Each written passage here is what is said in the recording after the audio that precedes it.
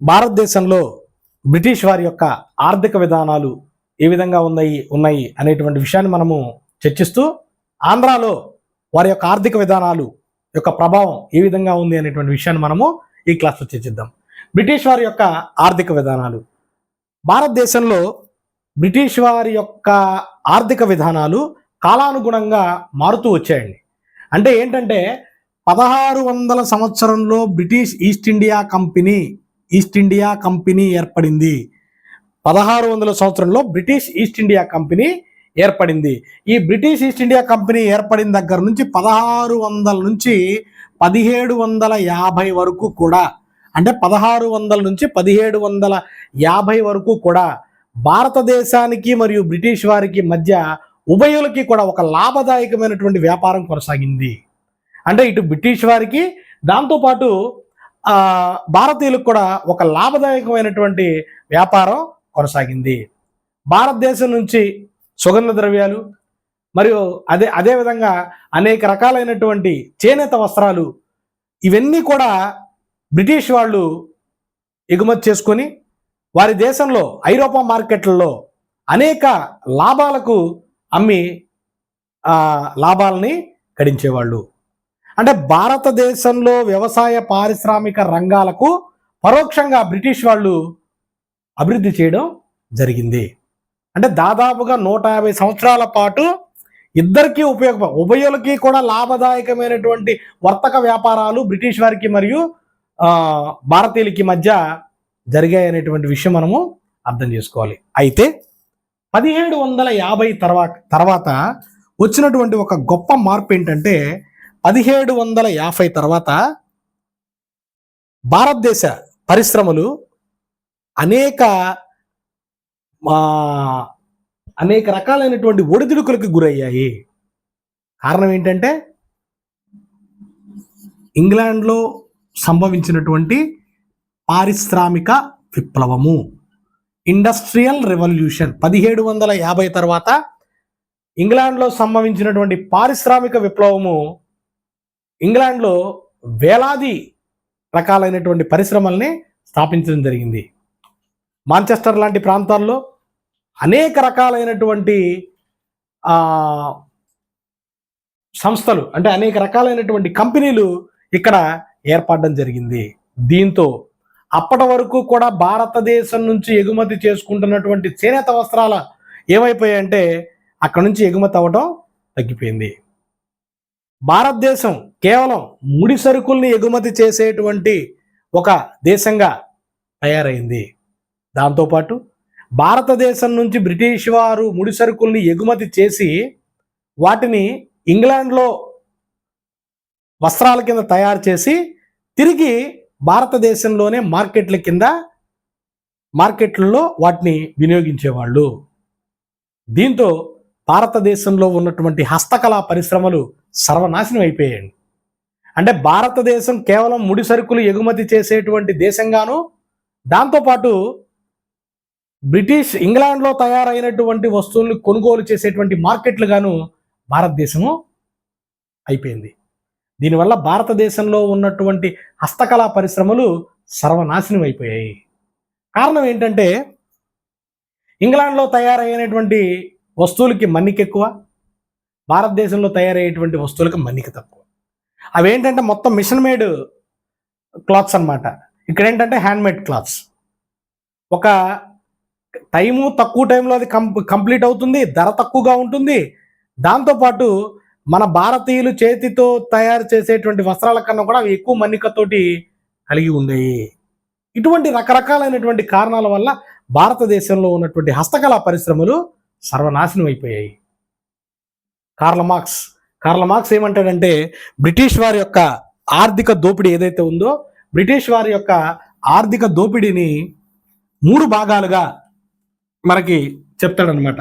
British వారి యొక్క ఆర్థిక దోపిడీని 3 భాగాలుగా విభజిస్తాడు, 3 దశలుగా విభజిస్తాడు. ఏంటంటే 1757 నుంచి 1813 వరకు, 1757 నుంచి 1813 వరకు వర్తక పెట్టుబడి దశ. ఇది వర్తక పెట్టుబడి దశ. వర్తక పెట్టుబడి దశ 1813 నుంచి 1858 వరకు, 1813 నుంచి 1858 వరకు, 18 అంటే మనకి సిపాయిల తిరుగుబాటు జరిగే వరకు కూడా పారిశ్రామిక పెట్టుబడి దశ, పారిశ్రామిక పెట్టుబడి దశ. ఇక 1858 నుంచి భారతదేశానికి స్వతంత్రం వచ్చే 1947 వరకు ద్రవ్య పెట్టుబడి దశ. కార్ల్ మార్క్స్ భారతదేశంలో బ్రిటిష్ వారు జరిపినటువంటి ఆర్థిక విధానాలని 3 దశలుగా విభజించాడు. 1757 అంటే ఇంగ్లాండ్ ఈస్ట్ ఇండియా కంపెనీ బెంగాల్లో ఆక్రమించిన దగ్గర నుంచి 1813 వరకు వర్తక పెట్టుబడి దశ కింద కొనసాగింది. 1813 నుంచి 1858 వరకు పారిశ్రామిక పెట్టుబడి దశ కింద కొనసాగింది. 1858 నుంచి 1847 వరకు ద్రవ్య పెట్టుబడి దశ కింద కొనసాగింది. 1750 తర్వాత ఏ విధంగా అయితే భారతీయ పరిశ్రమలు సర్వనాశనం అయిపోయినాయి అని చెప్పి మనము చెప్పుకున్నాము, దాంతోపాటు వీళ్ళు ముడి సరుకుల్ని చేసేటువంటి ఎగుమతులపైనేమో అధిక పన్నులు, ఇంగ్లాండ్ నుంచి భారతదేశానికి వచ్చేటువంటి దిగుమతులపై తక్కువ పన్నులు విధించేవాళ్ళు. అంటే వీళ్ళకి వచ్చేటువంటి వీళ్ళు చేసేటువంటి ఎగుమతులపైన భారతదేశం మీద ఈ అధిక పన్నులు, దిగుమతి చేసుకునేటువంటి వాటిపై తక్కువ పన్నులు విధించేవాళ్ళు. ఈ విధమైనటువంటి ఆర్థిక దోపిడీ భారతదేశంలో కొనసాగింది. ఇక ఆంధ్ర విషయానికి వస్తే, ఆంధ్రాలో ప్రాచీన కాలం నుంచి కూడా మనకి రేవు పట్టాల ద్వారా అనేక వ్యాపారాలు చేసినట్టుగా మనము మౌర్యానంతర యుగంలో తెలుసుకున్నాం. ఇక బ్రిటిష్ వారి కాలంలో మనం మొదటి దశలో చెప్పుకున్నాం, 1600 నుంచి 1750 వరకు కూడా ఆంధ్ర ప్రాంతం నుంచి అనేక రకాలైనటువంటి వస్తువులు ఐరోపా దేశాలకు వెళ్ళేవి. మచిలీపట్నం నుంచి మస్లిన్ వస్త్రాలు, అదేవిధంగా బరంపురము పెద్దాపురం నుంచి వస్త్రాలు, ధర్మవరం నుంచి పట్టు చీరలు, అదేవిధంగా మనకి కర్నూలు జిల్లా ఎమ్మిగనూరు ప్రాంతంలో మనకి దుప్పట్లు, ఏలూరు నుంచి పర్షియన్ తివాచీలు, ఈరోజు కూడా ఏలూరులో మనకి పర్షియన్ తివాచీలు చాలా చాలా ఫేమస్ అండి. ఈ వస్త్రాలన్నింటినీ కూడా తయారు చేయడానికి కొన్ని ప్రత్యేకమైనటువంటి వర్గాల వాళ్ళు ఉండేవాళ్ళు. అంటే పద్మశాలీలు, దేవాంగులు అనేవాళ్ళు నూలు వస్త్రాలు తయారు చేయడంలో వాళ్ళు స్పెషలిస్ట్ అనమాట. అదేవిధంగా పద్మశాలీలో తొగడ అనేటువంటి ఒక వర్గం ఉన్నారండి. వాళ్ళు సిల్క్ జరీ వస్త్రాలు తయారు చేయడంలో చాలా ఫేమస్ అన్నమాట. ఇట్లాగా ఈ రకమైనటువంటి అన్ని రకాలైనటువంటి కుటీర పరిశ్రమలన్నీ కూడా ఈ బ్రిటిష్ వారు ఈ పారిశ్రామిక విప్లవం తర్వాత పూర్తిగా నాశనం అయిపోవడం జరిగింది. ఆంధ్ర ప్రాంతంలో లభించేటువంటి వస్త్రాలు, పట్టు వస్త్రాలు, మస్లిన్ వస్త్రాలు, పర్షియన్ తివాచీలు, ఇవన్నీ కూడా దుప్పట్లు, ఇవన్నీ కూడా ప్రాచీన మధ్యయుగాల్లో అనేక నిర్విరామంగా కొనసాగినటువంటి వ్యాపారం 1750 తర్వాత ఆగిపోయింది. ఇకపోతే దీని తర్వాత జరిగినటువంటి ఇంకొక కారణం ఏంటంటే 1813 చార్టర్ చట్టం ప్రకారము 1813 చార్టర్ చట్టం ప్రకారము ఈస్ట్ ఇండియా కంపెనీ పైన పాక్షికంగా నిషేధాలు విధించబడ్డాయి. అంటే ఏంటంటే 1600 సంవత్సరంలో భారతదేశానికి వచ్చినటువంటి ఈస్ట్ ఇండియా కంపెనీకి గుత్తాధిపత్యాలు లభించాయి.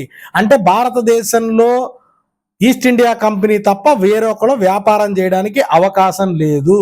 అయితే 1813లో చేసినటువంటి చార్టర్ చట్టం ప్రకారము ఈస్ట్ ఇండియా కంపెనీ పైన పాక్షికంగా కొన్ని షరతులు విధించబడ్డాయి. దీని ప్రకారము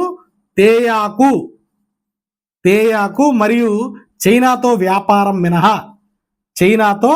వ్యాపారం మినహా ఏదైనా సరే బ్రిటిష్ వర్తకులు చేసుకోవచ్చు.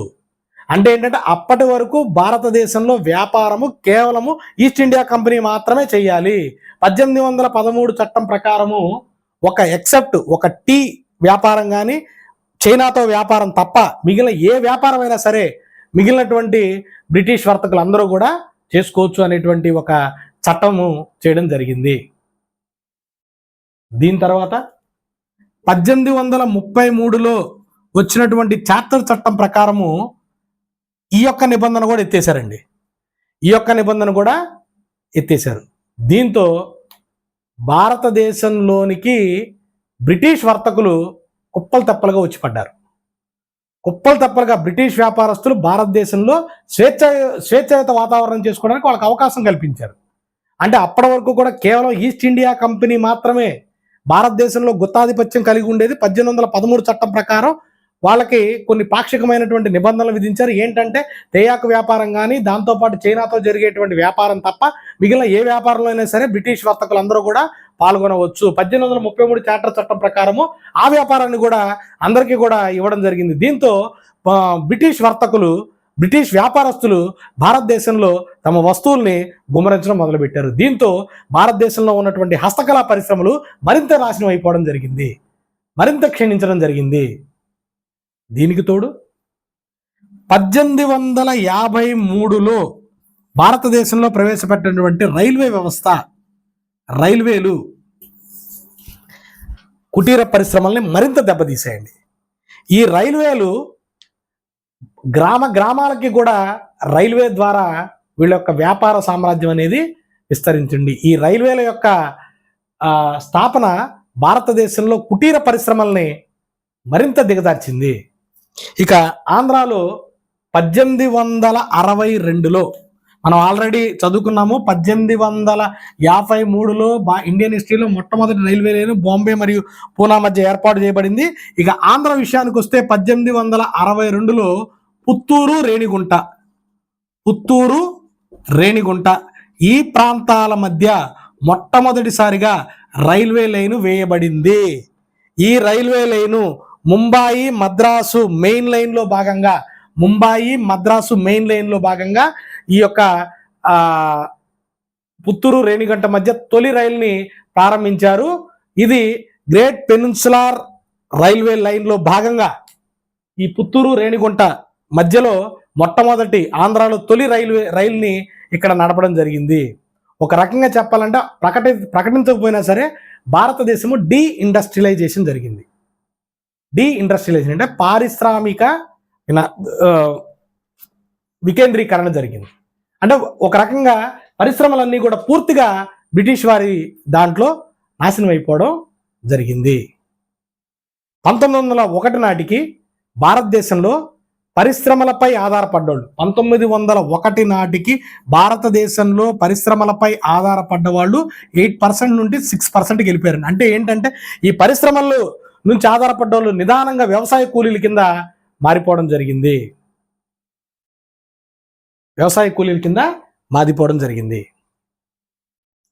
ఇక ఈ క్రౌన్ పాలనలో మన మద్రాసు రాష్ట్రంలో కొన్ని ముఖ్యమైనటువంటి కొన్ని కంపెనీలు ఉన్నాయండి. 1904 చెన్నపట్నంలో అంటే మద్రాసులో మొదటి సిమెంట్ ఫ్యాక్టరీని స్థాపించారు. 1904లో మొదటి సిమెంట్ ఫ్యాక్టరీని స్థాపించారు. ఇది 1933 వరకు కూడా ఎటువంటి అభివృద్ధి చెందలేదు. అంటే పెద్దగా దీనికి ఎటువంటి డెవలప్మెంట్ కూడా వాళ్ళు చేయలేదండి. ఇక 1940లో విజయవాడలోనేమో ఆంధ్ర సిమెంట్ కంపెనీ ఏర్పాటైంది.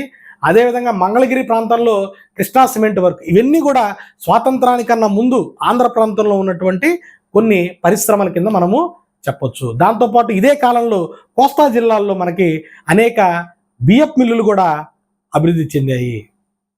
ఇవన్నీ కూడా స్వాతంత్రానికి ముందు ఆంధ్ర ప్రాంతంలో ఏర్పాటు చేయబడ్డటువంటి కొన్ని ముఖ్యమైనటువంటి పరిశ్రమల కింద మనము చెప్పొచ్చు.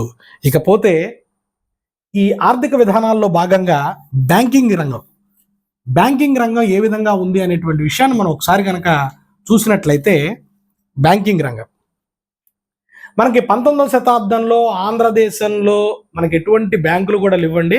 కేవలం మద్రాసు ప్రాంతంలో, చెన్నపట్నం ప్రాంతంలో ఒక 3 ప్రైవేట్ బ్యాంకింగ్లు ఉన్నాయన్నమాట. 3 ప్రైవేట్ బ్యాంకింగ్ వ్యవస్థలు మనకి చెన్నపట్నం ప్రాంతంలో మద్రాసులో మనకి కనిపిస్తాయి. అందులో ఒకటి 1788లో ఏర్పడినటువంటి కర్ణాటక బ్యాంకు 1788లో, ఇవన్నీ కూడా ప్రైవేట్ బ్యాంక్స్ అండి. కర్ణాటక బ్యాంకు. దాంతోపాటు 1795లో మద్రాస్ బ్యాంకు, 1795లో మద్రాస్ బ్యాంకు, దాంతోపాటు 1804లో ఏషియాటిక్ బ్యాంక్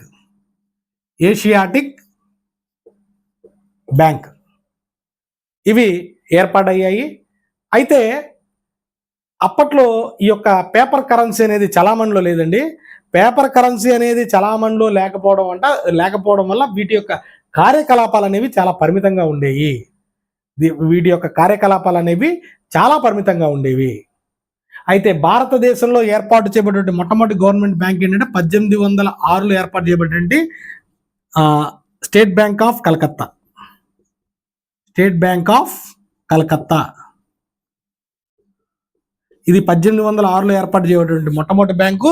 దీని తర్వాత మచిలీపట్నం లాంటి పట్టణాల్లో అనేక బ్యాంకింగ్ వ్యవస్థలు ఆవిర్భవించడం జరిగింది. అయితే మనకి పేపర్ కరెన్సీ అనేది లేకపోవడం వల్ల మారకం అనేది బంగారు, వెండి నాణేలు అనేవి చలామణిలో ఉండేవి. అయితే ప్రజల అవసరాల నిమిత్తము తక్కువ విలువ కలిగినటువంటి రాగి నాణేలను కూడా ప్రజలకి అందుబాటులో ఉండేవి. అయితే 1852 తరువాత ఈ బంగారు నాణేల వాడకం అనేది పూర్తిగా ఆగిపోయింది. 1852 తర్వాత ఈ బంగారు నాణాల చలామణి అనేది పూర్తిగా ఆగిపోవడం జరిగింది. ఇక 1861లో పేపర్ కరెన్సీ యాక్ట్ ప్రకారము భారతదేశంలో పేపర్ కరెన్సీని ప్రవేశపెట్టడం జరిగింది. ఇది బ్యాంకింగ్కి సంబంధించినటువంటి ఆర్థిక విధానాల్లో భాగంగా బ్యాంకింగ్కి సంబంధించినటువంటి కొన్ని ముఖ్యమైనటువంటి అంశాలు. ఇకపోతే ఈ బ్రిటిష్ వారు అవలంబించినటువంటి ఆర్థిక విధానాల వల్ల హస్తకళా పరిశ్రమలు, కుటీర పరిశ్రమలు నాశనం అయిపోయాయని చెప్పుకున్నాం. దానికి తోడు ఈ 17-18 శతాబ్దాల్లో భారతదేశంలోనూ ఆంధ్ర ప్రాంతంలో సంభవించినటువంటి క్షామాల కారణంగా వీరి యొక్క పరిస్థితి మరింత దిగజారిపోయింది.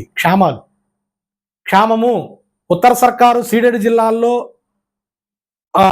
అనేక చెరువులు, బావులపై ఆధారపడి ఉండేదన్నమాట. అంటే మధ్యయుగ కాలంలో అనేక మంది రాజులు మనకి చెరువులు తవ్వించేవాళ్ళు. అన్నీ కూడా పూర్తిగా వర్షాధారంపై ఆధారపడినటువంటి చెరువులు. ఈ చెరువులు, బావులు ఇవన్నీ కూడా వర్షం ఆధారంగా ఉండేవన్నమాట. ఆహారం లేక, పశుగ్రాసం లేక అనేక ప్రజలు, పశుపక్షాదులు ఎన్ని చనిపోవడం, ప్రజలు వలసలిపోవడం, ఇవన్నీ కూడా క్షామాలు ఉన్నప్పుడు జరిగేవి. అంటే ఏంటంటే ఆహారం కూడా దొరక్క, పశువులకి తినే గడ్డి కూడా దొరక్క చనిపోయేటువంటి పరిస్థితి క్షామం. ప్రస్తుతం భారతదేశంలో అటువంటి క్షామాలు అయితే ఏమీ లేవండి. మనం నిజంగా చాలా అదృష్టవంతం. మనకి ఎందుకంటే క్షామాలు వచ్చేటువంటి పరిస్థితి ప్రస్తుతానికైతే మనకు అటువంటిది అయితే ఏం లేదు.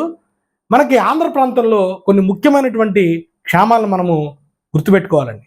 ఏంటా క్షామం అంటే కొన్ని 1791లో వచ్చినటువంటి గంజాం క్షామం. 1791లో వచ్చినటువంటి గంజాం క్షామం.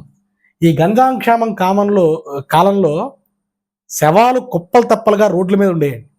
జనం చనిపోయి కుప్పలు తెప్పలుగా శవాలని రోడ్ల మీద పడేస్తే వాటి నుంచి వచ్చేటువంటి దుర్వాసనతో ప్రజలు ప్లేగు వ్యాధితో గురయ్యి వేలాది మంది జనాలు చనిపోయారు.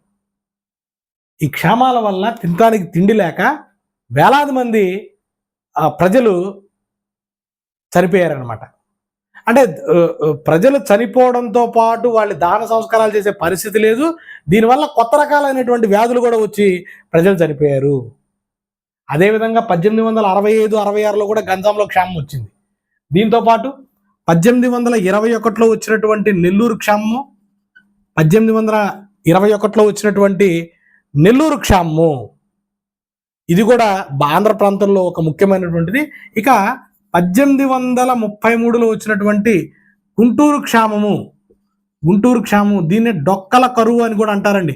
అంటే ఏంటంటే ప్రజలు తిండి తిప్పలు లేక డొక్కలు బయటపడ్డాయి. డొక్కల కరువు, తిండి తిప్పలు లేక ప్రజలకి డొక్కలు బయటపడ్డటువంటి రోజులు ఆ గుంటూరు క్షామం. జనాభాలో 50% జనాభా చనిపోయారండి. అంటే ఆ రోజున 4 లక్షల జనాభాకి 2 లక్షల మంది, అంటే 50% మంది జనాభా ఈ యొక్క గుంటూరు క్షామంలో చచ్చిపోవడం జరిగింది. ఇకపోతే 1866లో రాయలసీమ ప్రాంతంలో వచ్చినటువంటి కర్నూలు జిల్లాలో వచ్చినటువంటి ఇంకొక క్షామంలో దాదాపుగా 40% జనాభా ఈ యొక్క కర్నూలు క్షామంలో చనిపోవడం జరిగింది. ఈ టైంలో మనకి బుడ్డా వెంగళ రెడ్డి అనేటువంటి ఒక వ్యక్తి తనకున్నటువంటి ఆస్తులు మొత్తాన్ని కూడా అమ్మి ప్రజలకి గంజి సరఫరా చేశాడంటండి. గంజి తినడానికి తిండి లేనటువంటి పరిస్థితిలో ఈ బుడ్డా వెంగళ రెడ్డి అనేటువంటి వ్యక్తి తన ఆస్తుల మొత్తాన్ని కూడా అమ్మేసేసి అపర దానకర్ణుడిగా పేరుగాంచిన వ్యక్తి తను తన ఆస్తులు అమ్మేసేసి ప్రజలకి గంజిని సరఫరా చేశాడంట. దీనికి గుర్తుగా విక్టోరియా మహారాణి ఈయనకి ఒక బంగారు పతకాన్ని బహుకరించింది. బహుకరించడం జరిగింది ఈ బుడ్డా వెంగళ రెడ్డికి. అయితే ఇన్ని క్షామాల మధ్య ప్రభుత్వం చాలా కంటి తుడుపు చర్యలు చేయడం జరిగింది. ఇందులో భాగంగానే బ్రిటిష్ ప్రభుత్వము కొన్ని నీటిపారుదల సౌకర్యాలు కూడా ఇదే కాలంలో కొన్ని ప్రవేశపెట్టడం జరిగింది. అవేంటంటే ఆంధ్ర ప్రాంతంలో మనకి 3 ముఖ్యమైనటువంటి ప్రాజెక్ట్స్ ఉన్నాయండి. అవి ఏంటంటే, ఒకటి గోదావరి నది మీద, దాంతోపాటు కృష్ణానది మీద కేసీ కెనాల్, వీటిని నిర్మించడం జరిగింది. ముందుగా గోదావరి మనకి కోస్తా జిల్లాలో ఉన్నటువంటి ముఖ్యమైనటువంటి గోదావరి నది. ఈ గోదావరి పరివాహక ప్రాంతంలో 1792లో ఒక కరువు రావడం జరిగింది. దాంతోపాటు 1833లో తుఫాను, 1840లో గాలివాన్లకు సంబంధించి గోదావరి డెల్టా ప్రాంతం మొత్తం కూడా ఆ రైతాంగం అంతా కూడా అనేక కష్ట నష్టాలకి గురవడం జరిగింది. దీంతో బ్రిటిష్ ప్రభుత్వం ఇక్కడ ఒక ఆనకట్టను నిర్మించాలని చెప్పి నిర్ణయించింది. ఇందులో భాగంగా సర్ ఆర్థర్ కాటన్ గుర్రం మీద తిరుగుతూ ఆ రాజమండ్రి పరిసర ప్రాంతాల్లో ఎక్కడ ఆనకట్ట నిర్మించాలి అనేటువంటి ఉద్దేశంతో ఈయన ఆ ప్రాంతం మొత్తాన్ని పర్యవేక్షించి చివరికి ధవళేశ్వరం దగ్గర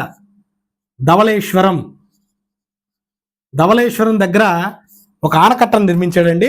ధవళేశ్వరం దగ్గర నిర్మించినటువంటి ఆనకట్ట 1847లో ప్రారంభమయ్యి 1852లో ఈ యొక్క ఆనకట్ట పూర్తవడం జరిగింది. దీనినే కాటన్ బ్యారేజ్ అని చెప్పి పిలుస్తున్నారు. దీని తర్వాత కృష్ణానది పైన ఈయన 1848లో ఆస్ట్రేలియా వెళ్ళాడండి సర్ ఆర్థర్ కాటన్. ఈ కృష్ణా జిల్లాలో కృష్ణానదిపై, విజయవాడ దగ్గర కృష్ణానదిపై ఒక ఆనకట్ట నిర్మించారు. యాక్చువల్గా ఈ ఆనకట్ట కట్టాలి అని చెప్పి సూచన చేసింది ఎవరు అని అంటే, కల్నల్ హెన్రీ అడ్వల్ లేక్ అనేటువంటి ఒక అధికారి ఇక్కడ ఒక ఆనకట్ట కట్టాలి అని చెప్పి ఒక సూచన చేసినటువంటి వ్యక్తి. అయితే గోదావరి నది దగ్గర ఆనకట్ట నిర్మాణ పనుల్లో సర్ ఆర్థర్ కాటన్ దగ్గర శిక్షణ పొందినటువంటి అలెగ్జాండర్ ఓర్ అనేటువంటి మరొక అధికారి ఈ యొక్క నిర్మాణాన్ని చేపట్టాడు. ఇది 1853లో ప్రారంభమయ్యి 1855లో పూర్తయింది. ఈ నిర్మాణము 1853లో ప్రారంభమయ్యి 1855లో ఈ నిర్మాణము పూర్తయింది. మన గోదావరి జిల్లాలో కానీ కృష్ణా జిల్లాలో కానీ అత్యంత ముఖ్యమైనటువంటి ఆనకట్లు అండేవి. దీనివల్ల లక్షలాది ఎకరాలు సాగులోకి రావడం జరిగింది. లక్షలాది ఎకరాలు సాగులోకి వచ్చి ప్రజలకి సాగునీరు అందించింది ఇవి. అందుకనే కాటన్ బ్రిటిష్ అధికారుల్లో సర్ ఆర్థర్ కాటన్కి ప్రత్యేకమైనటువంటి స్థానం ఉంటుందండి. ఇకపోతే KC canal Kadapa Kurnool canal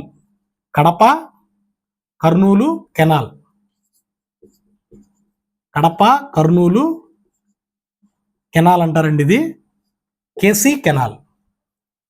ఈ కడప కర్నూలు కెనాల్ కర్నూలు పట్టణానికి ఎగువ ప్రాంతంలో ఒక 17 మైళ్ళ దూరంలో సుంకేసుల అనేటువంటి ఒక ప్రాంతం వద్ద తుంగభద్రా నదిపై నిర్మించినటువంటి ప్రాజెక్ట్ అండి. ఇది తుంగభద్రా నదిపై నిర్మించినటువంటి ప్రాజెక్టు.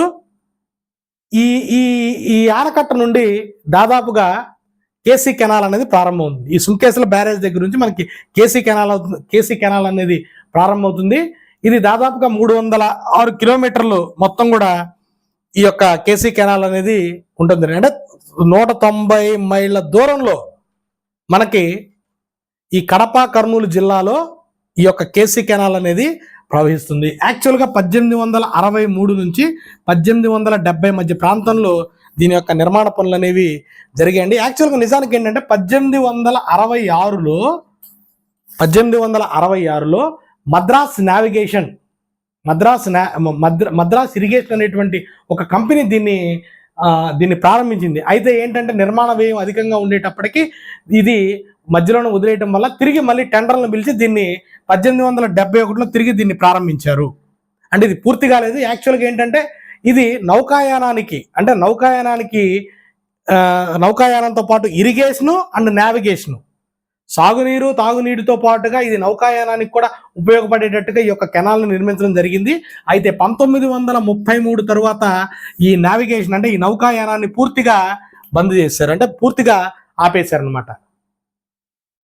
ఇది కడప కేసీ కెనాల్కి సంబంధించినటువంటి విషయాలు ఇవండి. ఆంధ్ర ప్రాంతంలో బ్రిటిష్ వారి యొక్క ఆర్థిక విధానాల ద్వారా ఆంధ్రాలో ఏ విధమైనటువంటి కుటీర పరిశ్రమలు నాశనం అయిపోయాయి. అదేవిధంగా ఆర్థిక విధానాల్లో భాగంగా ఈ యొక్క క్షామాలు ఏ రకంగా ఈ ఆంధ్ర ప్రాంతానికి నష్టాన్ని చేకూర్చాయి. అదేవిధంగా ఆంధ్ర ప్రాంతంలో నిర్మించినటువంటి భారీ నీటిపారుదల ప్రాజెక్టుల గురించి మనము ఇప్పటివరకు డిస్కస్ చేశాము. దీంతో కంపెనీ పాలనలో ఆంధ్రదేశము వారి యొక్క సామాజిక విధానాలు, వాళ్ళ యొక్క ఆధునిక విద్య, వాళ్ళ యొక్క ఆర్థిక విధానాలు, వాళ్ళ యొక్క రెవెన్యూ విధానము, వాళ్ళ యొక్క సామాజిక విధానము, వీటన్నిటిని కూడా చర్చించాము. దీంతో ఈ టాపిక్ అనేది కంప్లీట్ అవడం జరిగింది. నెక్స్ట్ క్లాస్లో బ్రిటిష్ వారి పరిపాలనకు వ్యతిరేకంగా కొంతమంది జమీందారులు తిరుగుబాట్లు చేశారండి. ఏ జమీందారు ఏ ప్రాంతం నుంచి ఎవరు తిరుగుబాటు చేశారు అనేటువంటి విషయాన్ని మనం నెక్స్ట్ క్లాస్లో డిస్కస్ చేద్దాం. Thank you.